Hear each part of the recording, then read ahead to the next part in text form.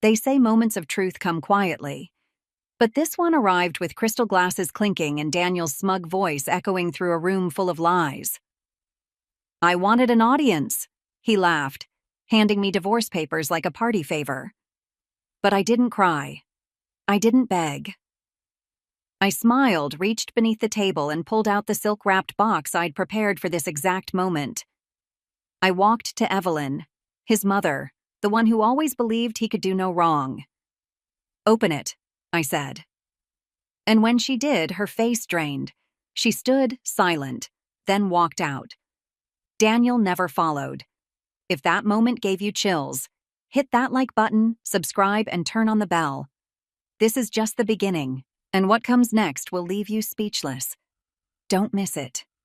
People say love is blind, but sometimes love just pretends not to see. When I first met Daniel, we were both students at a small college in North Carolina. He was tall, sharp, full of confidence. I was quiet, thoughtful, always looking at the world like it was a puzzle waiting to be solved. He made me laugh in ways no one else did. He made me feel seen, and for a long time, that was enough. We started dating sophomore year. He studied business, I studied art and marketing.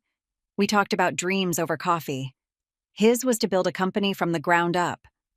Mine? To have a home filled with peace and purpose. He called me his balance, and I believed it. After graduation, we had nothing but a beat-up car, a laptop, and big plans. We moved into a tiny apartment with peeling wallpaper and one frying pan between us. While others took jobs and played it safe, we gambled everything. We built our company, Lawson Digital, a creative branding firm, right from that kitchen table. I handled designs and clients. He pitched and networked. We stayed up till 3 a.m. building presentations, holding each other through failure after failure. Then finally, things clicked. Clients came in. Our names started to matter. Money began to flow. We moved into a condo uptown. And somewhere in all of that, I lost something, and so did he. Success didn't change me. I still packed his lunch, still left love notes in his briefcase. But it changed him. Slowly at first. He started coming home later. At first it was client dinners. Then it became networking events. Then it was, "Don't wait up, babe." I asked questions. He gave me charming smiles and smooth answers. "Trust me," he'd say, and kiss my forehead like I was a child. I still cooked his favorite meals, still ironed his shirts, still showed up at every company party with a smile. But his eyes started drifting to his phone more than to me. I told myself he was tired, stressed, focused. I wanted to believe our love was just going through a busy season. But the truth was, I didn't want to believe anything worse. Then came the night I found the receipt. It was in his coat pocket. A small square slip folded neatly. I wasn't snooping. I was doing laundry, like always. It was from a high-end jewelry store downtown. One I'd never stepped foot in. The necklace cost more than our rent, and the detail that haunted me? The receipt said, chain length, 14 inches. I wear 18. I sat on the floor of the laundry room, just staring at that number, over and over again. 14 inches. 4 inches too short for me. At that moment, something inside me cracked, but it didn't shatter. Not yet. I was too trained to hold everything together. That night, I cooked dinner like nothing had happened. He came home smelling like whiskey and cigars. I smiled. I served his favorite, lemon pepper salmon. He kissed my cheek and asked how my day was. I lied. He lied. And we both ate in silence, chewing on words neither of us said. In bed, he turned away from me. I stared at the ceiling. It hit me. Our whole life had become a performance. We were two actors in a play called The Perfect Marriage, reciting lines we no longer believed. But I wasn't ready to quit the show. Not yet. Instead, I started observing him like a scientist studies a subject. I watched his eyes, his hands, his phone habits. I noticed things I once ignored. How he smiled at texts, but never showed me who sent them. How he suddenly became protective of his laptop. how he stopped touching me like a husband and started treating me like an assistant. I didn't confront him. I didn't scream or cry. I made a decision that night. If he was going to break us, I wasn't going to let him do it quietly. He wanted secrets? I'd keep some of my own. He wanted distance? I'd give him the rope and wait. Because the thing about illusions is, they always break when the light changes. And I was done standing in the dark. After I found that receipt, my instincts wouldn't let me rest. I didn't sleep much. I stopped asking Daniel questions, not because I didn't care, but because I already knew the answers. What I needed now wasn't an explanation. I needed evidence. Cold, hard truth that couldn't be explained away with a smile or another lie. So, I started watching. Not like a jealous wife. More like a detective who's been played for a fool and wants her justice. I went through our shared calendars. His client dinners had patterns. Every other Thursday. Always the same location. Blue Oak Lounge. Expensive, private, dim lighting. I checked his credit card statements. He always paid in cash on those nights. Clean, careful, too careful. Then came the photos. One of our interns, a sweet girl named Lily, sent me a picture from a corporate fundraiser I'd missed because I had the flu. "You were missed last night," she wrote, attaching a group photo. I smiled at first, until I noticed something. In the background, Daniel was laughing, head tilted back, hand on someone's waist. She wasn't a client. She was young, maybe mid-20s. Chestnut hair, tight red dress, and eyes locked on him like he was the only man in the world. I zoomed in. His wedding ring was still on. Her name, I later found out, was Aubrey James. She worked in our marketing department, just a few months in. Fresh out of grad school. I remembered seeing her once or twice, always quiet but ambitious. I never paid her much attention. I should have. The more I dug, the clearer it became. At company events, she was always close to him. At meetings, she took notes only for Daniel. On Instagram, she never posted pictures of them, but she always tagged restaurants Daniel liked, quoted songs he listened to, and once shared a blurry photo of a man's hand holding hers in the shadows. The ring finger was hidden, but I knew those hands. I've held them for years. I didn't cry. I didn't yell. I didn't confront him. Instead, I smiled. I put on my prettiest dresses, played the role of the happy wife, and let him think I was blind.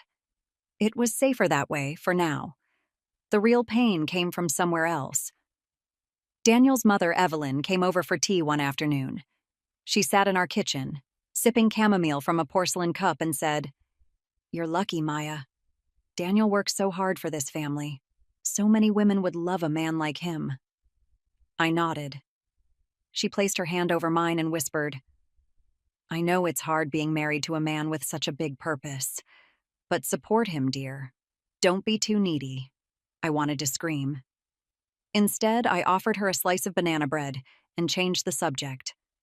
I sat through dinners with Evelyn praising Daniel's achievements, comparing him to her late husband, talking about how he was born to lead. Meanwhile, I was shrinking, disappearing, vanishing behind the man I helped build.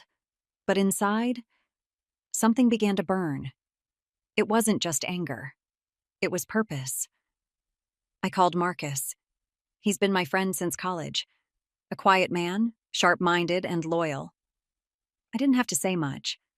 Just one sentence. "I need an exit plan." He said, "Tell me everything." So I did. We started preparing quietly. He opened a private account in my name, helped me lock down copies of our business finances, tracked Daniel's activity, advised me on what evidence to collect, emails, receipts, even location pings. I took photos of his coat pockets. I mirrored his work phone when he left it on the desk too long. I screen recorded anything suspicious. Aubrey wasn't just a fling. She was part of something bigger. I found emails she sent from her work account, suggesting Daniel restructure the company in a way that would push me out legally. She was helping him plot a quiet takeover. Cute. I saved everything. I wasn't going to explode. I wasn't going to break his windows or storm into his office. I was going to outplay him. He thought I was still in love, and maybe a small part of me still hoped he'd look at me the way he used to. But the larger part, the wiser part, was awake now. She was done dreaming. Let him think he's winning. Let him smile at her in the dark. Because while they danced, I was building a fire he couldn't see. And when the time came, I would make sure he felt every bit of its heat. To the world, I was still Maya Lawson, the polished wife, the calm partner behind the great Daniel Lawson. I smiled at brunches, laughed at board meetings, and posted perfectly filtered photos of us sipping wine on the balcony. I looked like the kind of woman any man would be lucky to have. The truth? I was watching, recording, preparing. Every night while Daniel slept, I became someone else. Quiet, focused, sharp.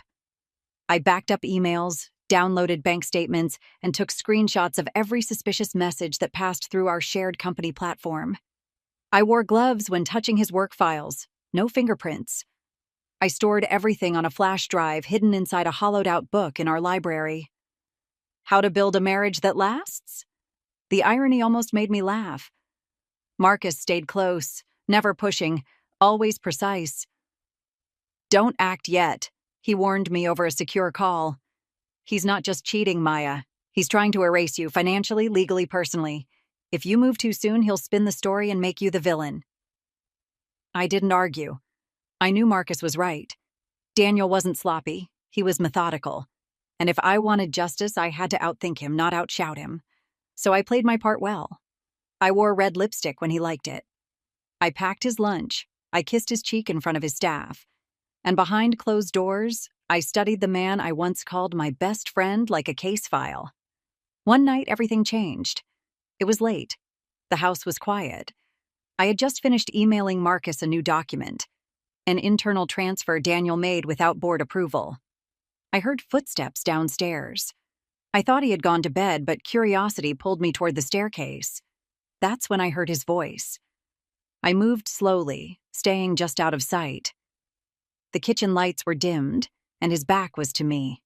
He held his phone loosely, voice low and smooth. "She suspects something," he said. A pause, a soft laugh. "But it doesn't matter. We're going to throw the party anyway. Anniversary number 8. Sounds romantic, right?" A female voice crackled on speaker. "Aubrey." "What if she flips out in front of everyone?" she asked. "That'll ruin the moment." Daniel chuckled. "That's the point. If she snaps, she looks unstable. If she stays calm, I serve her the papers and walk away looking like the composed one. Either way, I win. Public sympathy is power, Aubrey. I want an audience." Those words hit me like cold water down my spine. I want an audience.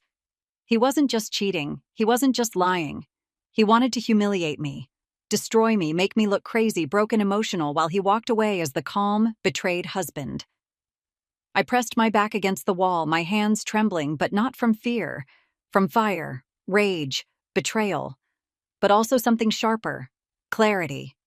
He picked the game. Now I'd rewrite the rules. The next morning, I made pancakes, his favorite. I hummed while I cooked. I asked about the party plans with wide, excited eyes. He told me he had booked the venue we got married in. I gasped like I was touched. "Oh, Daniel, that's so thoughtful." He smiled. "You deserve it." No. What I deserved was honesty. What I was owed was respect. But if he couldn't give me that, I'd take something better. Control. I doubled down on the act. I pretended to be flattered by the guest list, offered to help with catering, and even picked out a silver dress. Behind the scenes, Marcus and I tightened every bolt. I printed copies of Daniel's secret transfers. I gathered photos of him and Aubrey in compromising places, none too graphic, but enough to ruin his innocent narrative. I saved voice notes. I prepped Evelyn's gift, the silk-wrapped box she'd opened that night. Every detail mattered. He wanted an audience? I'd give him the kind that never forgets. Let him set the stage. Let him smile into the crowd. Let him believe he's the hero of this story. Because when the curtain rises, I'd be ready. And this time, he wouldn't know the script. There's a kind of silence that comes just before a storm. Not the kind that feels peaceful, but the kind where the air tightens, where every sound feels louder, sharper. That's what it felt like as I prepared for the party. Our anniversary celebration, the one Daniel was planning as my public downfall, was only days away. And I smiled through every second of it. "Do you want roses or lilies at the entrance?" the planner asked. "Lilies," I replied, my voice light. "White ones. He always says they make everything look pure." Daniel smirked from across the room. "She knows my style." Oh, I did. He thought I was playing the role of the clueless wife. In his eyes, I was still soft, still slow to catch on. He didn't know I had already gathered enough proof to burn down the perfect image he had built. I helped him choose the guest list. I approved the playlist, nodded at the catering menu, and even flirted with him in front of his staff. Everyone thought we were relationship goals, the kind of couple that beat the odds. Only Marcus knew the truth. We met at a small coffee shop 2 days before the party.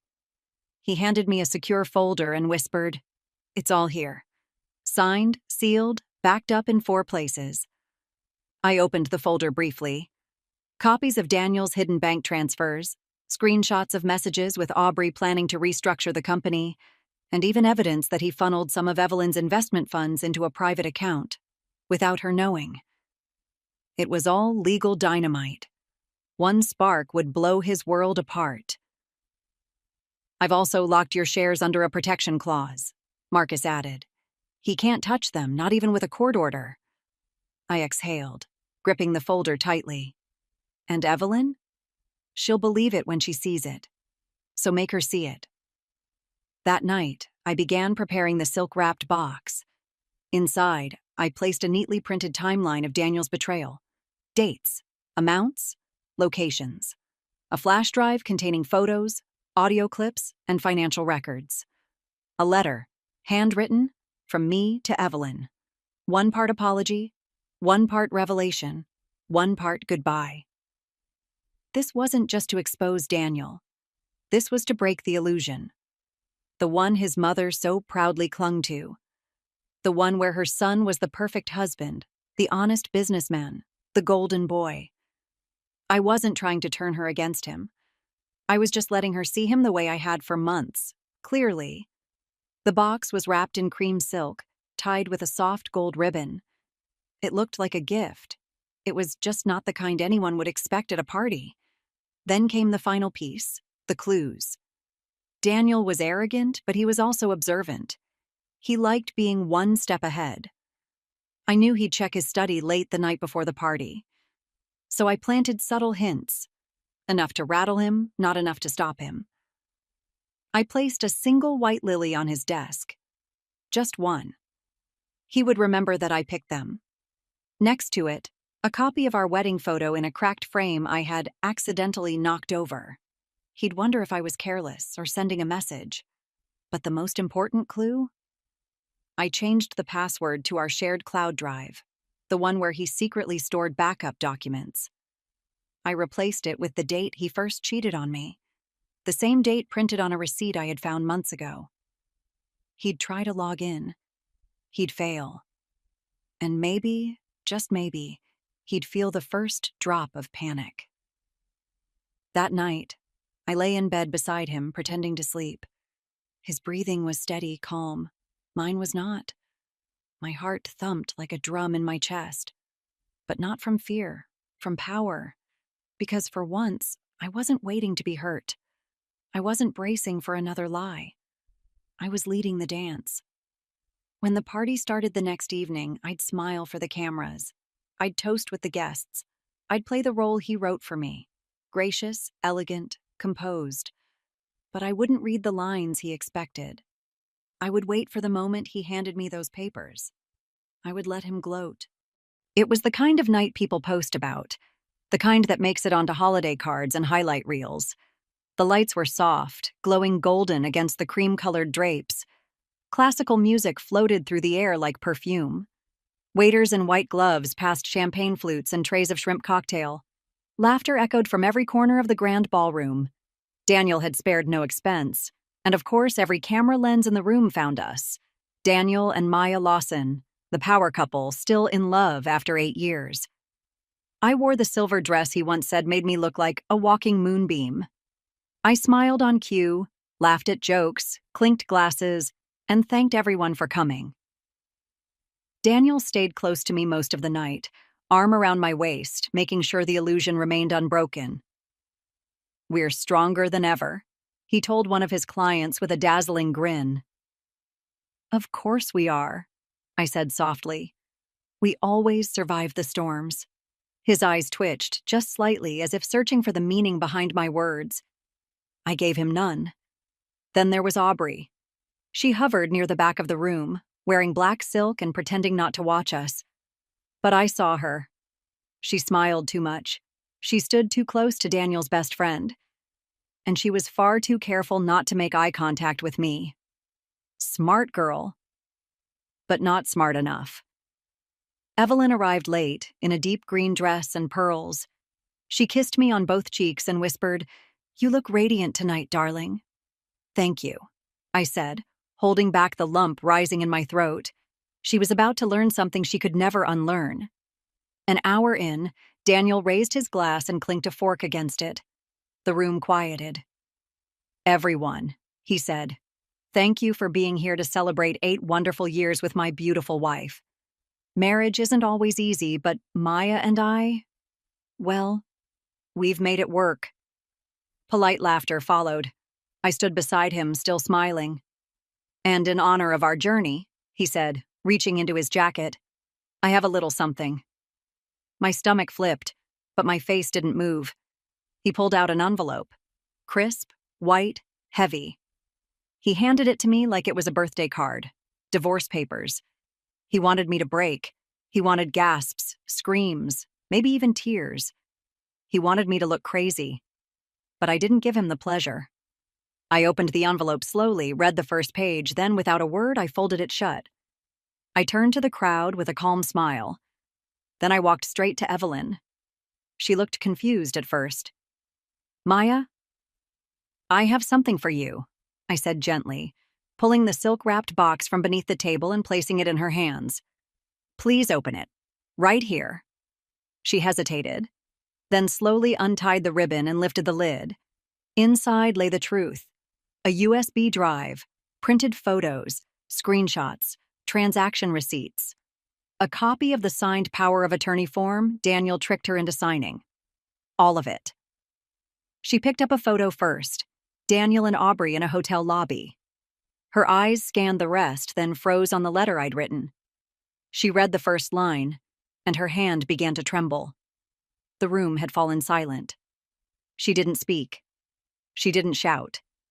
She simply stood, looked at her son, and stared. A long, hollow stare that pierced straight through him. Then she walked out. No words. No goodbye. Just quiet steps across a marble floor and the sound of a door closing behind her. Daniel blinked. "Mom?" He took a step as if to follow, but stopped. Maybe fear held him back. Or maybe it was the weight of the silence now pressing down on him from every corner of the room. People whispered. Some stared at the envelope in my hand. Others looked at him like he had grown 2 heads. Daniel turned to me, face pale, mouth open, but no words came. I met his gaze with the same expression I'd practiced in the mirror for weeks. Grace. And without raising my voice, I said, "I hope this was the show you wanted." The silence didn't last long. As soon as the door closed behind Evelyn, the room began to change. At first, it was just a shift in the air, something unseen but deeply felt. Guests who had been laughing moments ago now stood frozen, clutching their glasses as if unsure whether to stay or flee. You could almost hear the sound of reputations breaking. Then came the whispers. "She just walked out. Was that a flash drive? Did she just serve him back?" She knew. I didn't flinch. I stood tall, holding the empty silk box in my hands like a trophy. Daniel, however, was unraveling by the second. His face flushed deep red as he looked between me and the stunned faces in the crowd. He tried to smile, but it twitched at the corners, more of a grimace than anything else. "Maya?" he said through clenched teeth. What the hell did you just do? I leaned in close enough that only he could hear me. I gave your mother the truth. The same one you were so eager to hide. His eyes flicked around the room, then down to his phone, which buzzed in his pocket. He pulled it out. One look and his jaw tightened. Then it buzzed again. And again. From across the room, I saw one of his business partners, Jeffrey Wallace, check his phone and scowl. He turned on his heel and walked out without a word. Two others followed, whispering with tight mouths and furrowed brows. Daniel looked down at his phone once more, and I saw it. Panic. Messages flooded in. His board members, our joint clients, a few journalists I had quietly tipped off with a scheduled email blast. I had uploaded the same USB content onto a secure cloud drive, encrypted, time-stamped, and shared with every person Daniel had built his image around. The truth was no longer just in Evelyn's hands. It was everywhere. He reached for my arm, his voice low and biting. You think this makes you powerful? I pulled my arm free. No, it makes me honest. Something you haven't been in years. He stared at me, stunned, like he was seeing me for the first time.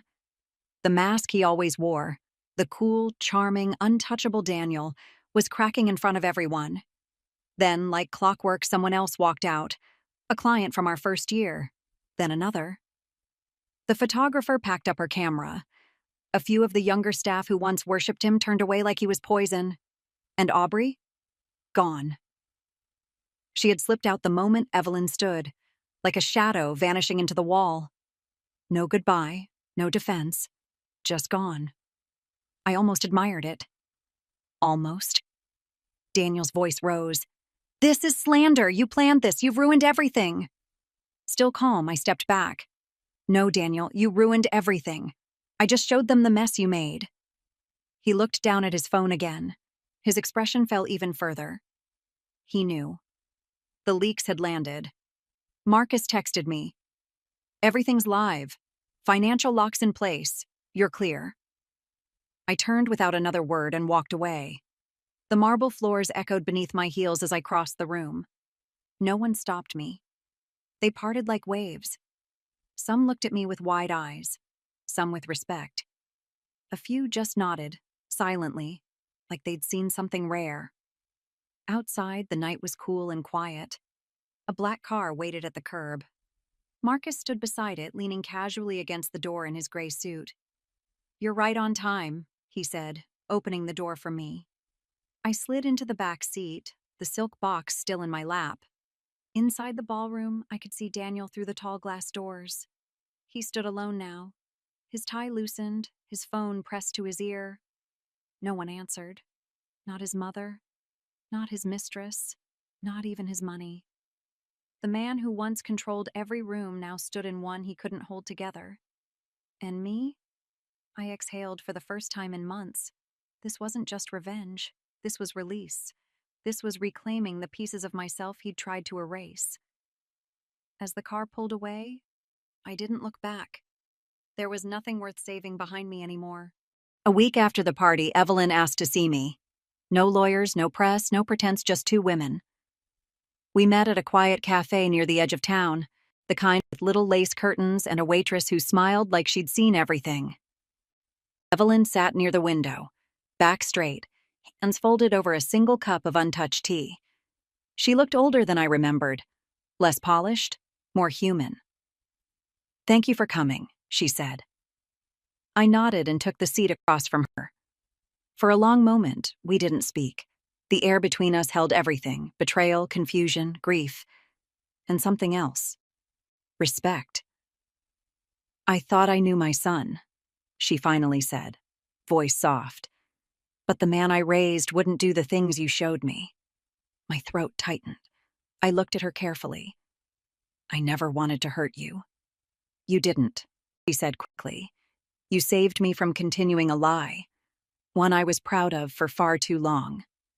She reached into her handbag and pulled out a small black envelope. Inside was a single silver key, cool and elegant. I opened an account years ago, she said, pushing it toward me. Back when Daniel first got married, I told myself it was for his future children, just in case. But now I see it was never about the children. It was about having hope. Hope that something pure might come from all of this. I stared at the key, stunned. Evelyn, I can't. You can, she interrupted. And you will. That money is yours now. You may never need it. But I want you to know you were never the weak one in this story. You stayed, you fought, and you walked away without letting him break you. I held the key in my hand, the weight of it pressing against my palm like a new beginning. She reached across the table and placed her hand gently over mine. You loved him well, Maya. But now, it's time you love yourself even more. Tears threatened to rise, but I blinked them back. Not here. Not now. We talked a little longer, about things that had nothing to do with Daniel. Books, art, her garden. She smiled more freely than I had ever seen, as if letting go of her son's perfect image had freed something inside her, too. When we said goodbye, she hugged me. Not out of guilt, not out of pity, but as a woman who finally understood another. And then I was alone again. Not in the same way. For the first time, I felt light. I moved into a sunlit apartment overlooking the river. I got my own furniture, painted the walls a soft almond cream, and started my days with silence and fresh coffee. The quiet didn't scare me anymore, it felt like mine. I reopened my design business under a new name. Clients came, slowly but steadily. The kind who valued substance over flash. I worked when I wanted, rested when I needed, and smiled at the little things, like the breeze through my curtains or the way my cat curled up beside me while I edited designs late at night. As for Daniel, he tried. He held press conferences, denied everything, called the leaks fabricated, claimed I was a bitter ex-wife out for revenge. But the evidence spoke louder than he ever could. His board replaced him. Sponsors pulled out. Clients walked. His face disappeared from the firm's website within 2 weeks. And when he tried to rebuild with Aubrey, she ghosted him too, moved cities, changed numbers, vanished like smoke. He called me once. Just once. No words. Just silence on the other end. I didn't say anything either. Sometimes silence is the loudest answer. Now, I walk differently. I sleep deeper. I speak slower, not out of caution, but confidence. I am no longer afraid of being alone. Because I'm not broken. I was never broken. Just quiet. But not anymore. Because queens don't beg to stay at a table built to break them. They flip the board and build their own. If you love powerful stories like this, don't just watch. Be part of the journey. Hit that like button, subscribe to the channel, and turn on notifications. Your support helps us grow and bring you even more jaw-dropping stories every day.